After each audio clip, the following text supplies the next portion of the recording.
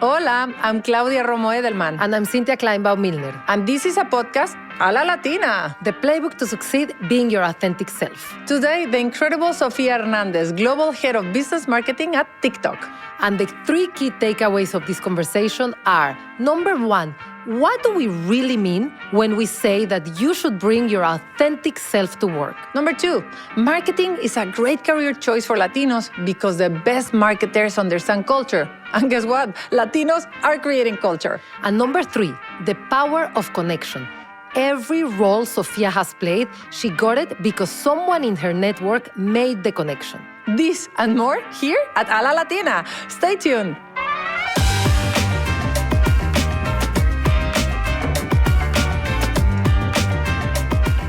Cynthia, tell me more about Money Lion. What is your favorite product? The product that I loved the most first was our credit builder loan. When I moved to the US, I realized that a good credit score impacts so many aspects of our life. If you have a high credit score, you can get lower interest rates on loans and credit cards, better insurance rates, and better chances of getting a loan. Can you imagine that more than half of our members raise their credit score by up to 27 points in 60 days? Wow, okay, so I'm learning something new here, and I should be checking on my credit score myself. Everybody should, and it's super easy. So for anyone out there needing to improve their credit score or even know your credit score, come to Money Lion. That's amazing. How do you access the credit builder loan? 2 ways. Either go to moneylion.com/membership or download the Money Lion app. Okay, great. Thank you. I'm Let's do in. it.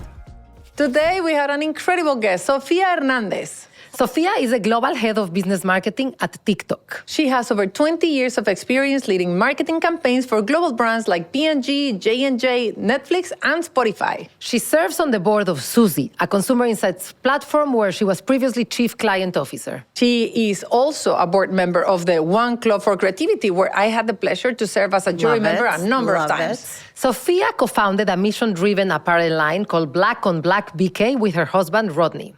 She has been recognized by some of the most respected publications in the industry, like the New Era of Leadership Top 25 Executives, Bloomberg 100 Most Influential Latinos, and a number of times in Ad Age. Sofia, what a pleasure having you here. I am so excited to be here. The energy at this table is incredible. Thank you for having me here. We're so excited.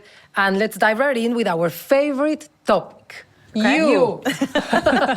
All right. So tell us more about who made you be who you are and what you do today. So I grew up in the south side of Chicago in the Latino neighborhood. I don't know if you've been to Chicago, but we have 2 big Latino neighborhoods, La Villita and Pilsen. My grandmother, who is from Mexico, I spent a lot of time with her, and she was kind of one of the original feminists.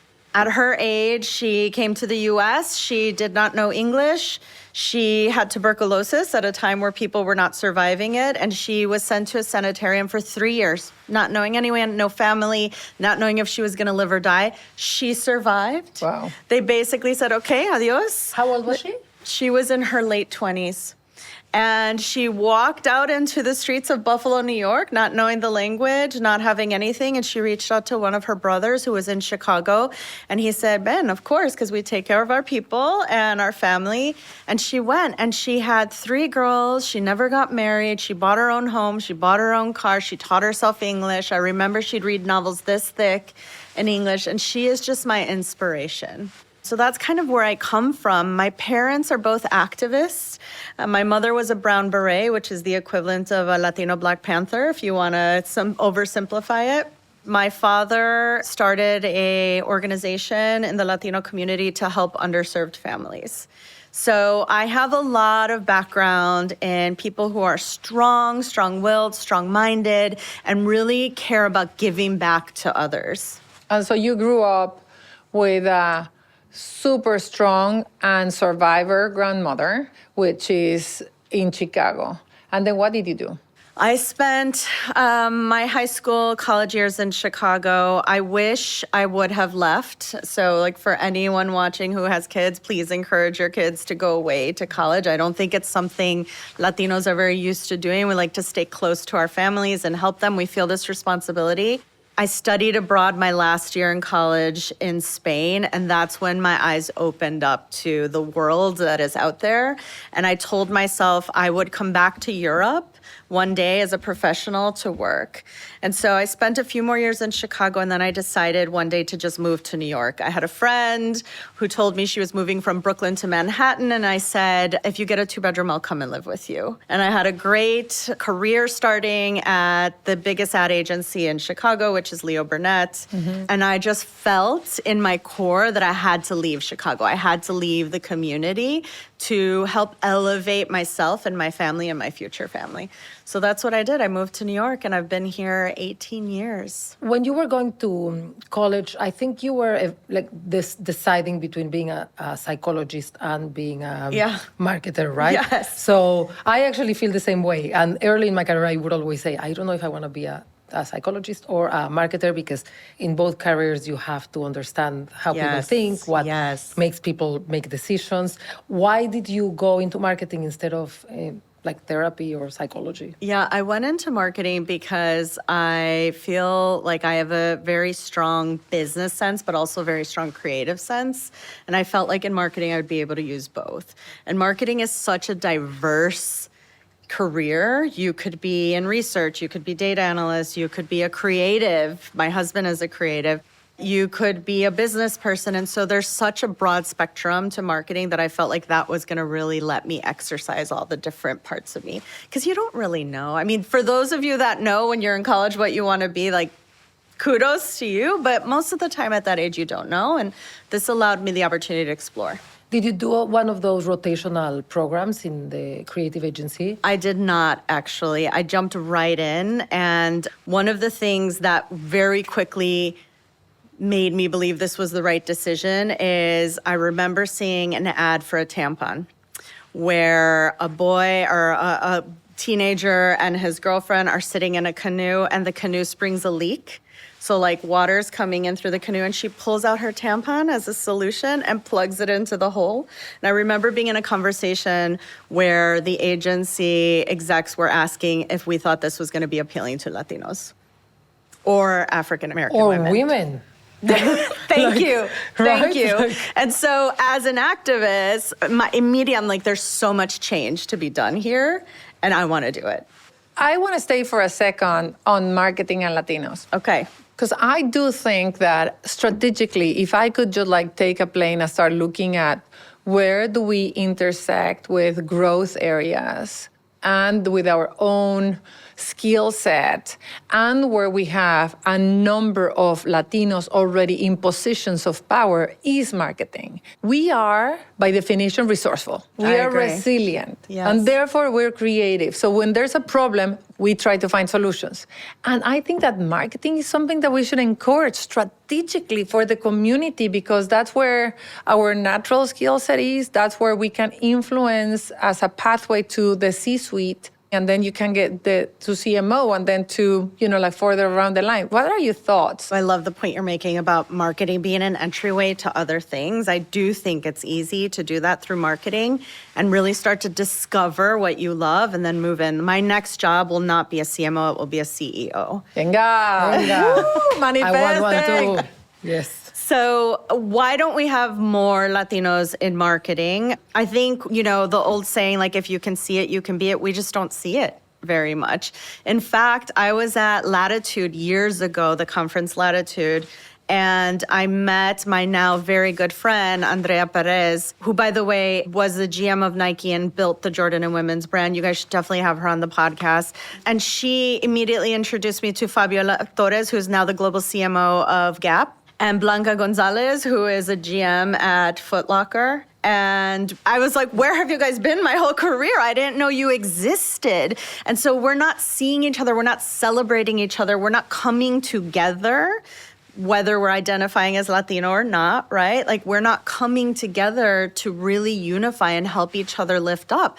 There's this one GIF I absolutely love. It's an animation of women facing each other, and one is helping the other one step and push up and step and push up. And that's fundamentally what I believe we need to be doing more of. In terms of getting more people into the industry, I think we all need to be doing a lot more, giving those kids access to our career. Like this podcast, I think is excellent. And I know your community is broad, but mostly business. I think even the people that are coming in at a junior level are not staying. They don't see that they can make it to the top. So where do they go?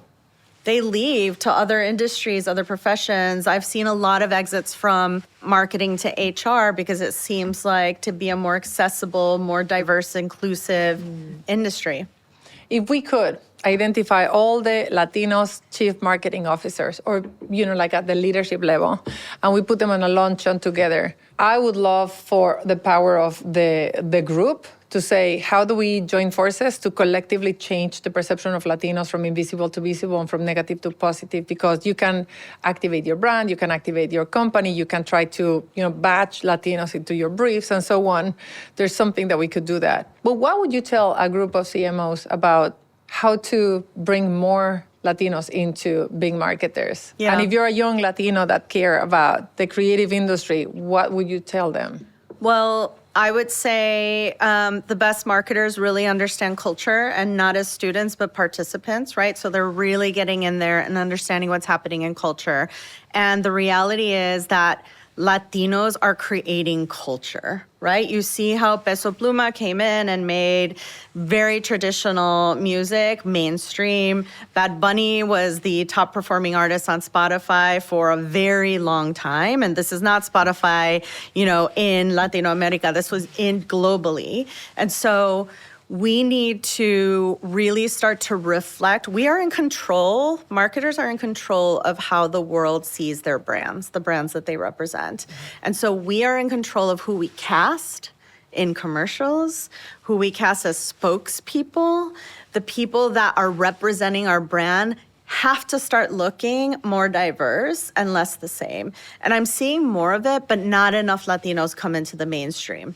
I mean, are you seeing it also in your business? I mean, I see In a lot social of media. In social media, this creator that started this trend of demure, right? And I think this creator is Latina, but I don't think she says she's Latina. It's just obvious that she's Latina. But you see it, Yeah. and she's not something else. You don't even have to know who she is, but you're seeing something different than what you normally see.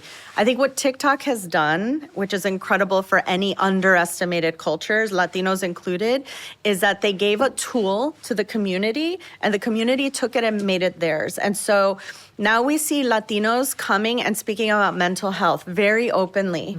Right? And these are Latinos who were young Latinos who were dying to have a voice, but their parents didn't want to talk about it. And so they came to TikTok to make claims. And they built these communities of other Latinos who are like, yes, thank you, I'm listening. Yeah. We have Latinos who come out in social media because they feel confident, and we watch their journey. We have Latinos who talk about dealing with curly hair and, the kind of the obsession of, should your hair be curly or should it be straight? Let's not start here. Let's not get started there. Yeah, exactly. We both blow dry our hair for 3 hours this morning. Exactly, yeah. 3.5. I love it. But neither is right or wrong. The point is we're having the conversation now, and that's what's beautiful. So let me take that comment that you made and the comment about the hair to pose a question for the two of you.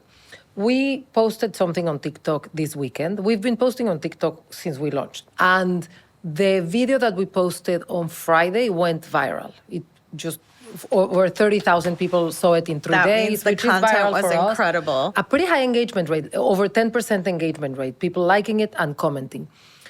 Many of the people that made comments, I mean, some were very positive and were like, yes, let's do this. The video was one of our previous guests saying, Latinas have to own their Latinidad and be themselves if they want to succeed. And great point. We saw many comments being absolutely no, this is recipe to get fired. Do not follow this advice. And then we got some women asking, what do you mean being authentic? How much can I go with my authenticity? So can you give us a framework for when am I being authentic and when am I being unprofessional and actually hurting my own chances? So first of all, now I feel a lot of pressure to have one of these clips go viral on TikTok. So there are two beliefs. There's the belief that the more you act different, meaning lean into your culture, the more ostracized you will be in corporate America. And then there's the belief that the more you're yourself, the more successful you'll be. that is what I subscribe to, and I am proof of that, and I'm very open about my career journey through that. I would say the first 10 years of my career, I was not comfortable being myself. It was all very new to me. I grew up in Latino neighborhoods on the south side of Chicago, and I entered corporate America, and nobody looked like me. People dressed different. Their conversations were about different things. People were talking about going skiing on the weekends. And that's not how I grew up. And I just felt like I didn't belong. So I tried to find ways that I could fit in and belong, right? That's natural. That's human. And it wasn't until later, and actually, I started to date my husband. And he said, if you just acted more like you do outside of work, at work, I think you would be so much more successful. He was basically saying, just be yourself more, and I think you'll be accepted. People will really lean into you. And I did. And I started just little by little. And by the way, it isn't a switch. You don't just say, now I'm going to be my Latina self. You start with little things. I started saying Hernández instead of Hernández in the room, right? I started talking very openly about my culture and how I spend my weekends and how I grew up. I started speaking very publicly. And the more I embraced myself that way, the more successful I was at work, the more successful I was as a people leader. And it's because you're comfortable in your skin now. You're not trying to be someone else, and you own and you're claiming who you are. And when you come to the table that way, then everything else is going to open up for you because you can't be anyone else.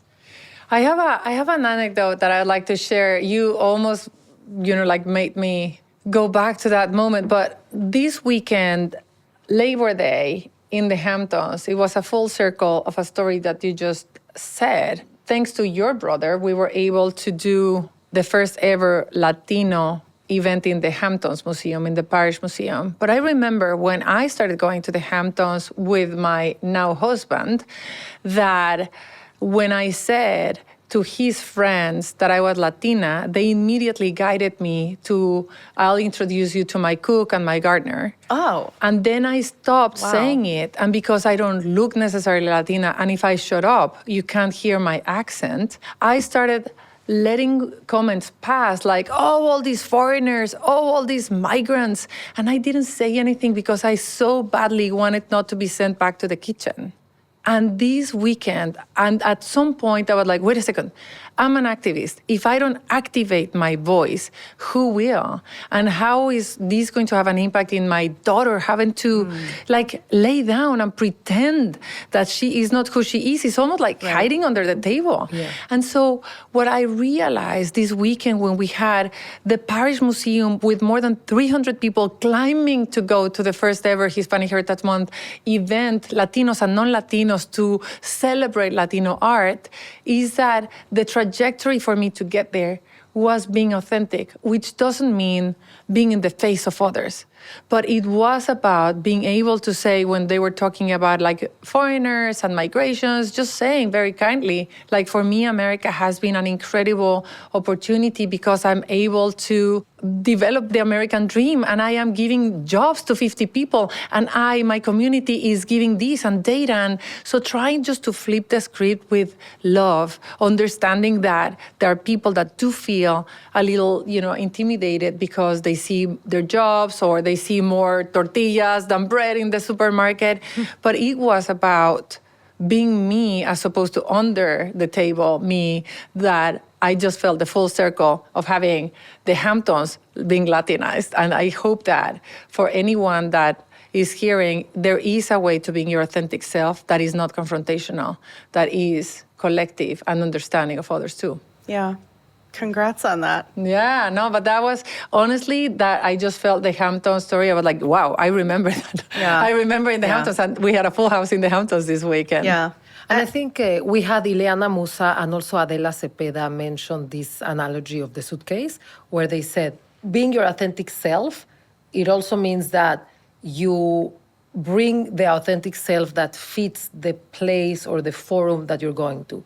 So if you're going to a board meeting, you're going to pack a different outfit than if you're going to a team event with your direct reports. You're going to speak a different language. So it doesn't mean that you are the same person everywhere you go and take me or leave me as I am, but it also doesn't mean that you're hiding. Yeah, I think there's a difference between emotional intelligence and kind of adapting, not changing. Yeah.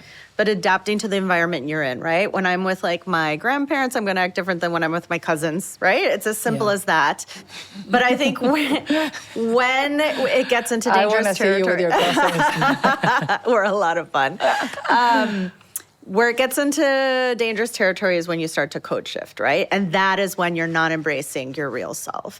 And I think that is the big question mark, like, do I bring my cousin self to corporate America? Do I bring my grandparents' self to corporate America? And I think, to your point, it depends what situation you're in. If you're in a social environment, you act a little more fun. If you're in a boardroom, you're going to act more serious.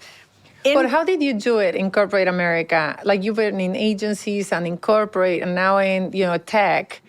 How has been your experience to make it to where you are? 1%, well done. Yeah, thank you. But how has been your experience? Bruises? I mean, not easy, right? Not easier than I think it is for others. I've had so many situations where I've like run to the bathroom and cry, or have gone home early in my career. And I remember telling my dad, I asked this, going back to my story about going to Madrid and wanting to live abroad one day, I remember asking one of my managers, like, do you think there's ever a possibility that I could move to our Madrid office? And she just very bluntly just looked at me and said, no. And I just felt so little because it wasn't like, no, but I'd like to know what you're interested. This is my manager, right? Like, at least act like you're interested in what I care about. I've had other situations where at an agency, I immediately was put in a role to manage the Latino and multicultural agencies at a very, very young age. So for me, that told me how they felt about these agencies. But also like that was your path, right? That was my path. And to put someone so junior in a big role like that, like managing the extension agencies. And there was this one instance, and I talked about this in a keynote, where my job was to represent the Black, Latino, and Asian voices in the work that we were doing at the agency. And I remember pushing back on one of the creative directors and saying, this isn't going to resonate with this audience. And he was really frustrated. He asked me to stay on the line after the meeting was over. And he said, Sofia, don't forget who pays your bills. I do. He said, I do, even though the company does. And he said, don't ever challenge me like that again. And I ran to the bathroom crying. First of all, I was firm with him on the phone, hung up, ran to the bathroom crying, and happened to have some of those partner agencies in the room, and they came looking for me. They were like, are you okay, et cetera. Like, that's the community feel that we have with each other. But also there have been several moments where I just feel tiny and small and insignificant. And it's easy to start to get in your head and think, I don't belong here. All the things you're fighting from the beginning. I don't belong here. I shouldn't have tried this hard. There's no one like me. It's not possible. But I'm a fighter. Like, at my core, I am a fighter. And so resilience is key to anyone that wants to make it from the bottom to the top. You have to be resilient. And I think you have to know how whatever you're doing impacts the bottom line of the company. You have to be a pro at your subject matter. And you have to also know how to navigate different situations. And above all, and I think both of you know this, you have to know how to build strong relationships with everybody. So talk to us about that, because your family didn't come from the corporate world. Not at all. So who taught you these things? Like, were you born out, like somehow you were born and you're like, I know how to navigate this, or you had mentors, sponsors? I think at your core, we are who we are, right? And so I'm just very strong-willed and very much like a fighter. Do you think that's a Latina characteristic in general? I'm the oldest and the female. So the stereotype of being like the oldest female Latina.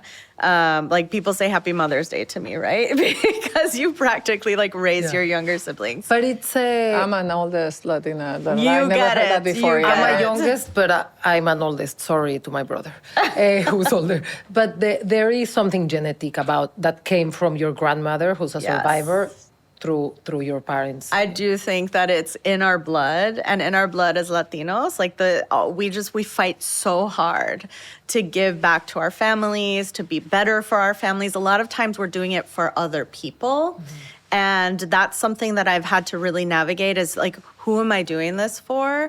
And at some point, you also have to be doing it for yourself because we're very selfless. So you said resourceful, fighter, relationship builder, really well performer because you know your stuff. Yes. Do you think that is sort of like your playbook for how you made it so far? Is there anything else on your playbook? From a relationship standpoint, almost every role I've had in my career is through knowing someone.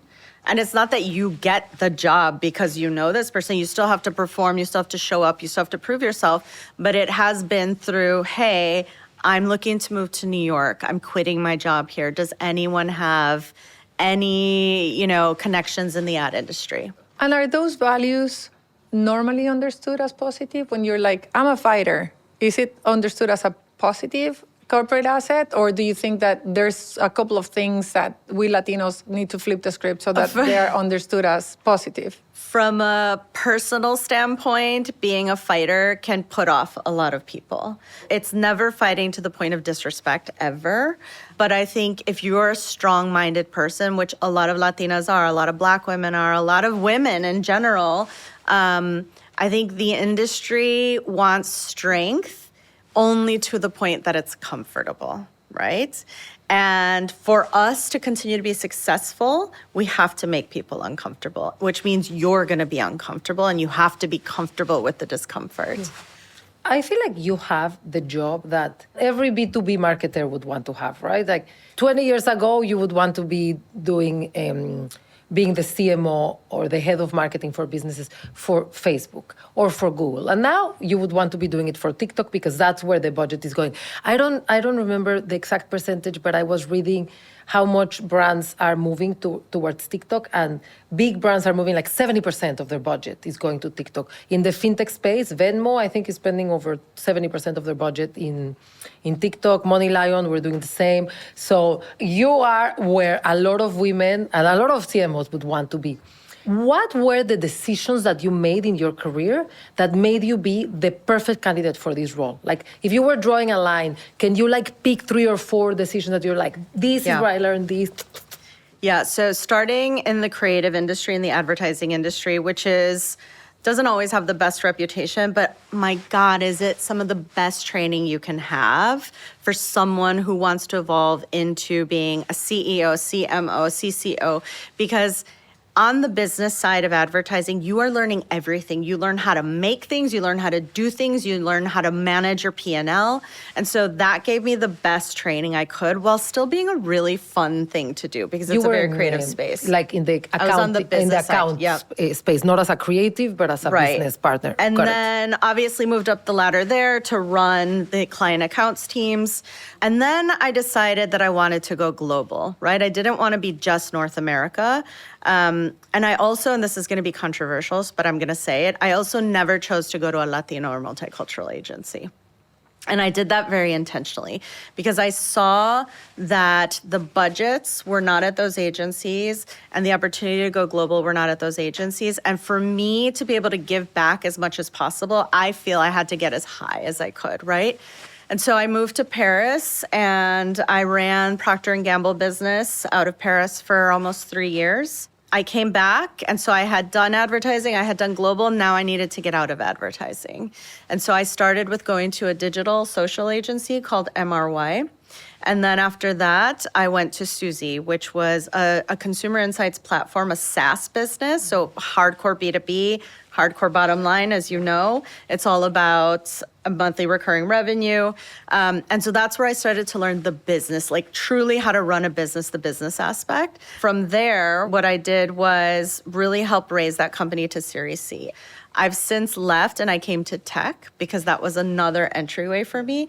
And all the experience I'd have from the B2B to the advertising creative helped me move into the space. I bet you a lot of people ask you this, at least they ask me because I've gone from big company to small company to big company to small company. And I think there's this misconception that if you go from a big company to a small company, you cannot go back to a big company or the other way around. What has been your experience going from one to the other? So I think the industry is very traditional, right? They think in a very traditional way. And so whenever I've spoken to recruiters throughout my career, they want me to know that I've followed a very specific path, that I got my master's degree, that I went to be a CMO at this company, and then I did it at a bigger company. And the reality is, and I fundamentally believe this in how I build my team, the people with the most diverse backgrounds are the best people for your business, because it means they can morph. It means they have different perspectives. They're not coming with a linear view. And so when I work with recruiters, they don't know how to pitch me, because they're like, you were at a big agency, then you were at a small business, and now you're at a big tech company. And I'm like, that's okay, because here's the thing. Most of, at this level, your next roles are from people you know anyway. They know you, they've heard about you, they know the impact you've had on businesses, and that's when you're gonna get a phone call or asked to interview for something. Yeah. But you said before, I'm not going to be CMO, I want to be a CEO. In the back of the head of many of the people that we have had in this podcast, CEO is what they want to see and do. And so the question is how to get there, and how do you think having a better perception, a better narrative, and a better understanding of Latinos would help more people see you as CEO material? If I could oversimplify, I think Latinos are some of the hardest working people out there. Like, we just will not fail. We don't take no for an answer. And so I can speak for myself that I have worked so hard, days and nights, to get to where I am, learning material, really practicing in the mirror before I go into a meeting. Like, it takes practice and effort. But I do think that there's a little bit more to that we should add, all of us, to the equation, which is how do we portray ourselves as CEO material?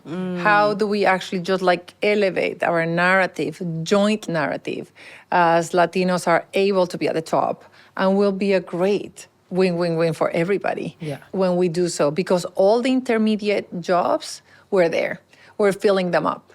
We just need to make that transition, not only through readiness and training, but also through perception and relationship building. I think that's where I would like everybody to start seeing Sofia Hernández as the next CEO of your company. When Claudia and I started the podcast, we were thinking we want to get 8% of C-suite to be Latinas, because we are 8% of the population.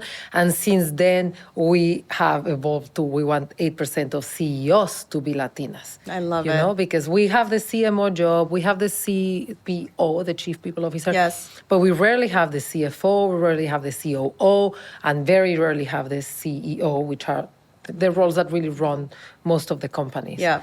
So wait a second. If perception matters this much, and TikTok owns the hearts and minds of trillions of people everywhere, how are we using TikTok? How can we use TikTok to change the narrative of Latinos so that people know that, we're positive contributors to the country, that, we're great, and so that Latinos have a better self-regard and a better social recognition? Honestly, I think it's already happening. So TikTok does not consider itself a social media platform, because you're not going to TikTok to see what your friends are doing, right? Like, that's not what it is. We consider ourselves an entertainment and a discovery platform. And so you are passively consuming content. So that's why your TikTok went so well, because someone watched this very powerful Latina say something that inspired them. And then because they liked it so much, enough to give it a heart, it went to more people that might like it. And that's the beauty of it. And that's what's happening. Latinos are coming to the platform and they're telling their stories, and they're coming to life in so many ways that you don't traditionally see Latinos. So that's the entertainment platform. That's the social side. What can we do? And I'd love your advice too. What can we do as a senior level generation of women? How can we start to help other people rise and bring back? I do it through hiring. I do it through mentorship, which meant I've had so many mentors throughout my life, not always Latinos and not always women. I've had white men mentors, like people who really care about helping people thrive. And I do it through just like helping educate. I work with, organizations like Build New York City, who works with high school students. I'm part of America on Tech, however I can, because those are all the programs, LULAC, Junior Achievement, that I was a part of that really helped me. But I do think there is a void at like the mid-level and up. Yeah. Right now for us. Because if you make it to the mid-level, you've already dealt with a lot. But then to get to that next kind of phase, that is difficult. I was telling Sofia before we started shooting that it was very interesting to see what happened with that piece of content on TikTok, because the first comments were pretty negative, but after the fourth comment, all the comments were positive. One of those comments said something like, yeah, very senior Latinas are helping out. But where we struggle is with the middle managers who are not helping the next level, like the entry level. Mm-hmm. So it's almost like once we make it to the top, we're like, okay, I'm here, I can help the next generation. But we need those who are still climbing to lift as they climb. That's kind of what the conversation that was happening there. And I think what's happening on TikTok, and we should use more of TikTok and any type of media where it grows in a guerrilla way or like from a ground up way, it's the way that we're going to change how Latinos perceive each other. And this is the work that your foundation does, right? Like tracking how we perceive each other. It only changes if you start seeing others that look like you perceiving themselves as powerful. Exactly. And then you're like, oh, I'm powerful too. And then you say it to the world, I'm powerful. And people hear you and they're like, oh, I'm powerful too. Yeah. So what about your superpower? Tell us about your superpower. This is your viral moment. It's funny that you just talked about that. So I have done a lot of work, and I think as humans, we do a lot of work with self-esteem and confidence, and it is a daily exercise, right? This concept of imposter syndrome, I don't believe in that. I think you shouldn't go into a situation and feel like an imposter. I think you need to coach yourself and go into a situation and feel like you belong, because you do, right? Who's to say you don't? And so my superpower is that I am constantly doing the work to help elevate myself. And when I elevate myself, I'm elevating everyone else. To your point, like if people see powerful, they see strong, I think it gives them an inspiration to do the same. Now, what I don't think we do enough is talk about the hardships, right? Like we hide the fact that like I'll stand in front of a mirror and do affirmations. Oh, I don't want anyone to know that about me. They're going to think I'm weak, or they'll laugh or whatever. It's that work that people really need to know needs to be done. It's easy to stand up. Everyone can stand in front of and act like they're confident, but like be suffering inside. And so how do we really coach Latinas to be in the Hamptons, to be in corporate America, to do whatever, and genuinely feel like you belong there, right? That's the work we need to do. Yeah, absolutely. We're trying. It's not by chance that this podcast is in person. We could do the podcast virtually. Yeah. But we want women like you to open up and to say the good, the bad, and the ugly. Yep. And it only happens when you trust the people that you're talking to. And we have heard from many of our guests that it looks great when you're giving a keynote and you have your hair done and it looks like you had it very easy. Right. But then when you tell your story, nobody got to the top by like somebody pointed them and you just get this job. It was a lot of hard work. And Right. So I'll just say this is the first time I've met Claudia and Cynthia, and immediately there was this warmth and welcoming and comfort. So I felt that, and I feel very open talking to you. So I hope your audience feels that as well. Let's see what your comms team says after. We're going to be like, delete this, delete this, delete this. So I want to talk about the entrepreneur in you. Okay. 1 in every 5 entrepreneurs in America is a Latina. Latinas generate small businesses 6 times faster than any other group in America. They do like you. You're the poster child. You have an incredible job, but at the same time, you started a new company with your husband. Tell us about that, and how did you bring from one to the other? Yeah. And how do you manage both in addition to your own personal life?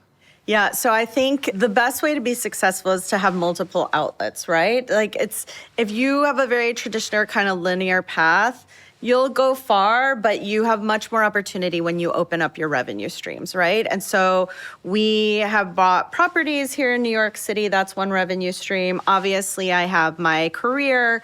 I do a lot of public speaking. And we started this apparel line, my husband Rodney and I, called Black on Black BK. And it actually started to target the Black community at a time back in 2020 where they felt very powerless, very hurt by what we were seeing in the media on a regular basis. So we worked together, because I'm the business side and he's the creative side, to build this. And quickly after, we realized that so many of the problems that the Black community faces, the Latino community also faces, right? And so we started to expand the line to be more of a voice for underrepresented people. And it's meant to make people feel proud of who they are, and really just like celebrate it, because what you wear is in everybody's face, right? Like if you want to put a message on your shirt, people have to read it, whether they like it or not. Mm-hmm. And so it was our way to empower people and really kind of put it out there. Okay, so I would love to know, you just said what's your playbook, but what advice would you give to your 30-year-old self? Yeah, I would do more work earlier in my life to understand that people's perceptions of you have nothing to do with you. I would really dive into the finances of the business a lot earlier in my career. It's something I started doing later. And I feel like you have a lot of power when you understand your impact to the bottom line. Especially in marketing, because we're always seen as a cost center. And if you can prove that you actually impact revenue, you're golden, right? You have the flexibility. And I honestly, I think that's it. Like, I feel like I've very intentionally had a very diverse career. I have very intentionally done a lot of the work. I've really worked with mentors to help me evolve as a human and as a corporate citizen. I think I would probably save more money earlier, just like a very practical thing. I have a question that actually somebody posted on social media, and I'm going to see if you can answer it. She said, what can I do if my CEO, who is a Latino man, keeps putting me down in front of my peers? Do you have any advice for her? That's tricky because it's very nuanced, right? One, you have to build a relationship with your bosses where you can be open. So if that's not already established, then I think it would be difficult. But I think she needs to be brave enough to probably, one, talk to HR first and say, I'm going to approach my CEO with this conversation. Do you have any advice on how I can do that? She should probably talk to maybe some other C-level mentors and ask for like what could be the right way to approach this. You always want to like be fed information so that you have some options, right? Because it's very easy to like react on emotion and go into a situation and have a conversation that's not productive. And then I would make it about the business before I made it about emotions. Yeah. And so that's always my advice is like whatever he's doing to put her down, she can ask whether it's about performance, whether there's something more constructive he can tell her about what she's contributing to the business, because right now it's coming off as more personal. And so like, let's bring it to the business boss and you tell me, what do I need to do differently to perform? I was once in a similar situation and I was like giving ideas and my boss was kind of disregarding the ideas that I was giving. And it was early in my tenure in this company. And I went to my boss and I told him, can you give me some breathing room to give my ideas? If you disagree with my ideas, it's okay. But if every time I give an idea, you shut me down, the only thing that's going to happen is I'm not going to feel comfortable giving ideas in public.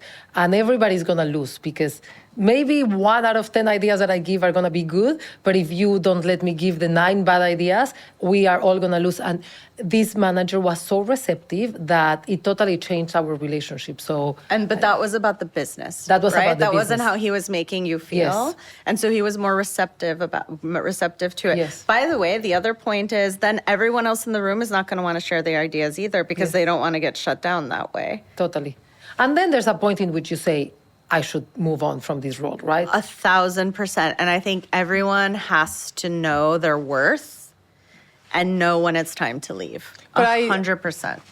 I do think that we need to equip our Latinas, young Latinas, not only with advice, but with resources and tools. So We're All Human through the Hispanic Star, and you can go to hispanicstar.org, has PowerPoint presentations already made on how to talk to HR, on how to talk to marketing that's about amazing. the business piece. Say, did you know that Latinos are 20% of the population, therefore you need it in the workforce because this one. Did you know that Latinas do not succeed because most of the time we have this? And so you have already presentations ready to go so that people, if they didn't know that you need Latinas to grow, then you can put it out there with data.